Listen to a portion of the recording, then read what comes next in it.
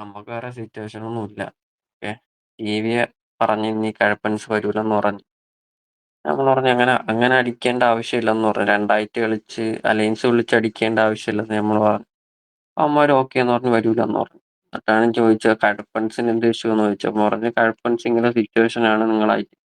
അപ്പഴാണ് ഞാൻ അറിയണത് നിങ്ങളായിട്ട് എന്താ സിറ്റുവേഷൻ ആണ്. എനിക്കറിഞ്ഞൂടാത്ത സിറ്റുവേഷൻ എന്തൊരു സിറ്റുവേഷനും ഇല്ല.